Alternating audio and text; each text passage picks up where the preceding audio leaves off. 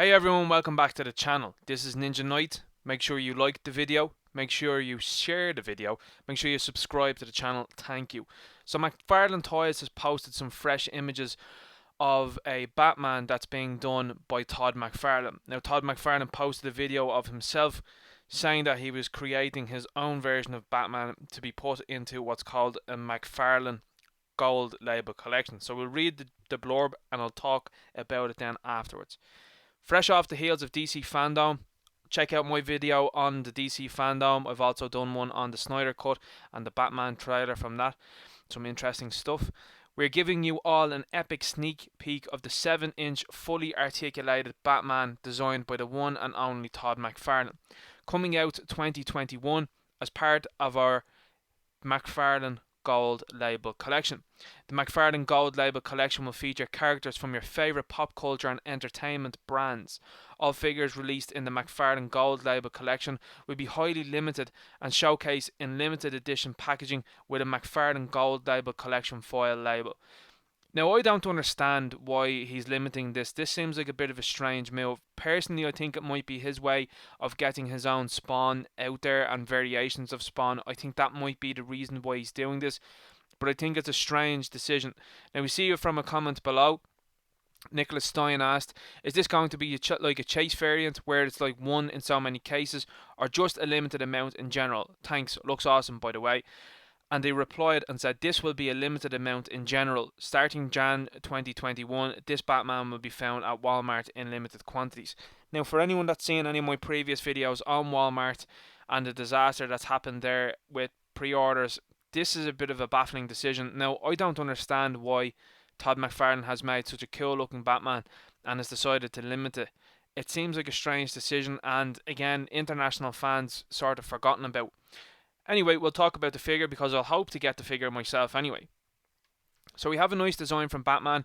It's a nice detailed cowl. The forehead part of the cowl looks very, very large in my opinion. So I'm not quite sure what the story is with that. The face is quite pale and white looking, which I think is nice, and it might actually help to stand out away from the Batman persona, because I think Batman generally operating during the night and sleeping most of the day, he would have a pale complexion, and I think that's pretty fitting. Within the video, McFarlane talked about the suit, and personally, I think obviously he's an artist and he's gotten so much right in the past, but I think he gets so much wrong with the suit. So he talked about the symbol being on the chest, and he's like, that's not really the symbol, it's just part of the cape. The idea of Batman wearing the symbol, and particularly that being, I suppose, highlighted in yellow in some incarnations, is that he's supposed to have his heaviest piece of armor there on his chest, and that's where he's trying to put the bullet fire towards when criminals try and shoot him. So I'm not quite sure Todd really gets that idea from Batman. It seems like a strange design, and then he decides to put the yellow piece down here, if you know what I'm saying. So I'm not sure why he decided to do that, but nonetheless he did.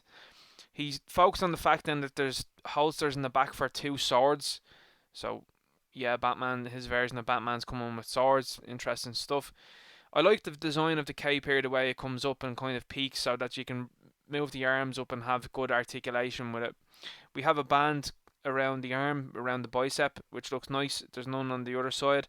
And then we come down and we look at the gauntlets. The gauntlets are very interesting and they're very Spawn-esque, and it was always something I thought myself that would look cool with Batman. So it has the three iconic fins on the side of his gauntlet, and then it has these kind of spikes.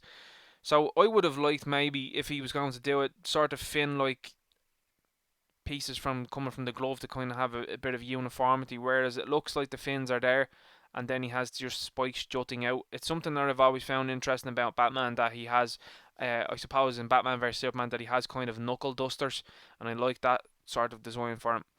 It has daggers, gold daggers in the belt, and it helps to kind of show a different colour in the suit, which I like. Then we come down to the leg. We have some armor pieces on the legs, and then we have the boots. The boots are absolutely lovely. I think I like the way they sculpted the air vents into that there. I think that looks pretty cool. And then we come along and we see a closer image of the right hand side of the Batman. Now, he was talking as well too about some versions of the suit coming with this binoculars slash night vision goggles, and then said he was concerned at the same time that it was a painted prototype. If he put them onto the painted prototype, that would scratch off the paint.